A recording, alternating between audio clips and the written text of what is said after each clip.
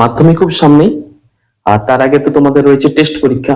তো নিশ্চয়ই প্রত্যেকের মনের মধ্যে একটা চিন্তা শুরু হয়ে গেছে যে কি করব, বিশেষ করে ইংরেজি বিষয়ে তোমাদের একটা চিন্তার জায়গা হলো গ্রামার। গ্রামারে আজকে ভিডিওতে তোমাদের ক্লিয়ার করে দেবো যে কিভাবে তোমরা গ্রামারে ফুল মার্কস পেতে পারো। খুব সহজ। তো পুরো ভিডিওটাকে ভালো করে দেখে নাও, দেখো তোমাদের গ্রামারের অনেক ডাউট ক্লিয়ার হয়ে যাবে। তো প্রথমে গ্রামার সম্পর্কে জানতে গেলে আমাদেরকে জানতে হবে যে গ্রামার কি আসে মাধ্যমিকে। এটা অনেকের মনের মধ্যে ক্লিয়ারই নেই।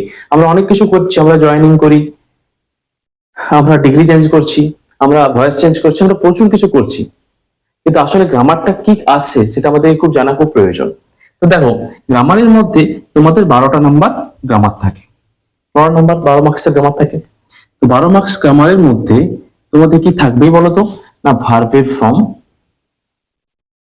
3 নাম্বার, আর্টিকেল এন্ড প্রিপোজিশন এখানে তোমাদের জন্য 3 নাম্বার বরাদ্দ আছে। এছাড়া তোমাদের মনে হবে ডু অ্যাজ ডাইরেক্টেড পড়ে, ডু অ্যাজ ডাইরেক্টেড। এটার মধ্যে তোমাদের কি হয় না, ডু অ্যাজ ডাইরেক্টেড এর মধ্যে তোমাদের থাকে 3টা নাম্বার। এই 3টার মধ্যে মনে হবে একটা ভয়েস চেঞ্জ, একটা ন্যারেশন চেঞ্জ থাকবেই, আর তার সঙ্গে বাকি যে টপিক গুলো রইলো, সেটা জয়েনিং হোক, ডিগ্রি চেঞ্জ হোক, বা পার্টস অফ স্পিচের যে চেঞ্জ গুলো সেগুলো হোক, সেটা একটা নাম্বার থাকবে। আর তার সঙ্গে তোমাদের ফ্রেজাল ভার্ব থাকবে, ফ্রেজাল ভার্ব থাকবে 3 নাম্বারে। তাহলে এটা তো আমাদের টপিক।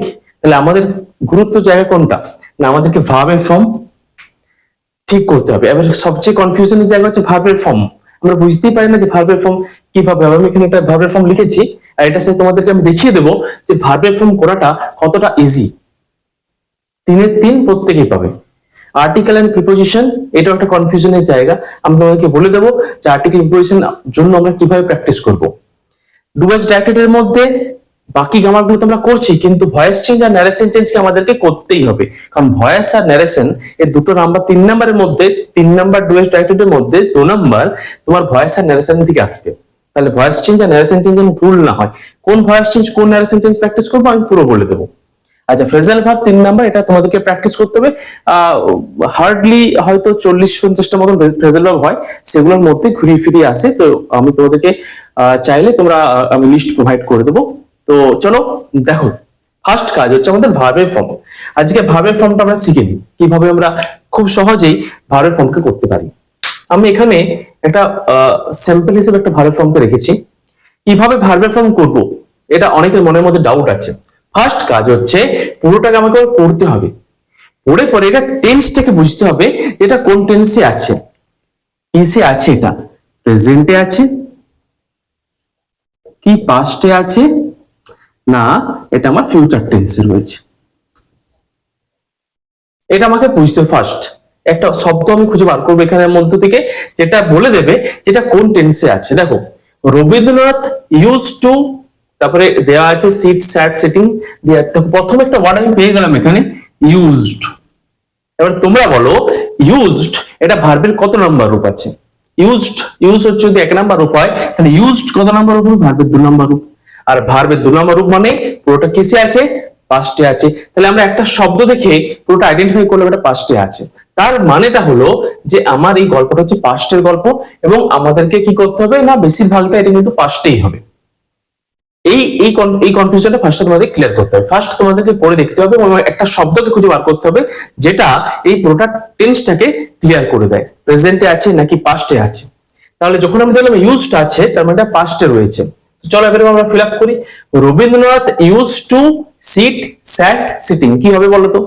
তোমরা বলবে যে খুব সহজ স্যার, বললেন যে পাস্টে হবে, তাহলে স্যাট হবে না। একটু দেখো, তোমরা নিশ্চয়ই পড়েছিলে যে টু, এই টু এর পর সর্বদাই ভার্বের 1 নাম্বার রূপ হয়, কারণ এটা হচ্ছে ইনফিনিটিভ। তাহলে এটা আমাদেরকে পাশে পাশে লিখে যেতে হবে। তাহলে আমরা ভার্বের ফর্ম প্রচুর পরিমাণে প্র্যাকটিস করব, এবং তার সাথে সাথে ছোট ছোট যে নিয়মগুলো আমরা পাবো সেগুলোকে সাইডে সাইডে আমরা মার্ক করে করে যাব, যাতে পরের বার এটা ভুলটা না হয়। তাহলে যখন আমরা দেখব টু আছে, তাহলে এটা আমরা কি করব না, সিট করব। Rabindranath use to sit, to এর পর ভার্ব 1 নাম্বার রূপ। Doubt clear? By the window, Rabindranath কি করতো না, জানলার পাশে বসতো। ইউজ টু হলো কি অতীতকালের রূপ, মানে অতীতকালে যে ব্যবহার, অতীতকালে কোনো ঘটনার যদি অভ্যাস ছিল, মানে অতীতকালে কোনো অভ্যাস বোঝালে আমরা ইউজ টু ব্যবহার করি। তো Rabindranath use to sit by the window. Clear হয়ে গেল, খুব সহজ। হি, তারপর ড্যাশ দিয়ে আছে অবজার্ভড, হ্যাজ অবজার্ভড না has been observing nature from window, জানলা থেকে সে বাইরের প্রকৃতিটাকে অবজার্ভ করতো। তাহলে একটু আগে তো বললাম যে পুরোটা তো আমার অতীতের গল্প, রবি ঠাকুরের গল্প না অতীতের গল্প। তো অতীতের গল্প যদি হয়, দেখো হ্যাশ হওয়ার কি কোনো সম্ভাবনা আছে? তোমরাই বলো, নেই তো। তাহলে তো অবজার্ভ হবে না, এটা খুব কি জটিল, অবজার্ভ হয়ে গেল। আচ্ছা, তারপরে দেখো হিজ রাইটিংস, তার রাইটিং গুলো influenced, were influencing largely by the environment around. খুব কনফিউশন হয়ে গেল। দেখো এখানেও আমাদের আছে ইনফ্লুয়েন্সড, মানে পাস্টে দেওয়া আছে, ওয়ের ইনফ্লুয়েন্সড এটাও পাস্টে আছে, ওয়ের ইনফ্লুয়েন্সিং মানে এটাও আমার দেওয়া আছে পাস্টে। তাহলে কি করব, কিভাবে বুঝবো, কি করা যায়? দেখো সেন্টেন্সটা পড়বো, হিজ রাইটিংস, তার যে রাইটিং গুলো, তার যে লেখালেখি গুলো ছিল, সেগুলো কি হয়েছিল? প্রভাবিত হয়েছিল। ইনফ্লুয়েন্স মানে কি বলতো? প্রভাবিত হয়েছিল largely by the environment around, তার পাশে যে পরিবেশ, তার পাশে যে জগৎ, সেটা তাকে প্রভাবিত করেছিল। আচ্ছা, এখানে দেখো বাই রয়েছে, এনভায়রনমেন্টের দ্বারা প্রভাবিত হয়েছিল। তাহলে বাই আমরা কখন ব্যবহার করি বলতো? প্যাসিভ ভয়েসে করি না? প্যাসিভ ভয়েসে করি তো। প্যাসিভ ভয়েসে আমরা কি দিই? একটা অক্সিলারি ভার্ব দিতে হয়, সেটা আমার কি হবে না, এখানে যেহেতু পাস্ট তাই ওয়াজ কিংবা ওয়ের, তাহলে ওয়াজ কিংবা ওয়ের কোথায় আগে রয়েছে? ওয়ের ইনফ্লুয়েন্সড। একটু যদি তুমি ঠিক মাথায় খাটাও এবং প্র্যাকটিস করো, প্র্যাকটিসের কোনো বিকল্প হতে পারে না। তাই ভার্বের ফর্মগুলোকে প্র্যাকটিস করতে হবে, আর এই ছোট ছোট যে আমাদের ট্রিক্স গুলো বলতে পারো, সেগুলোকে পাশাপাশি লিখতে হবে। যে আমি যখন দেখলাম টু আছে, তারপর ভার্বে এক নাম্বার রূপ দেবো। এখানে আমি দেখলাম বাই আছে, প্যাসিভ ভয়েস আছে, প্যাসিভ ভয়েস থাকা মানে আমার একটা অক্সিলারি ভার্ব আগে থাকবে।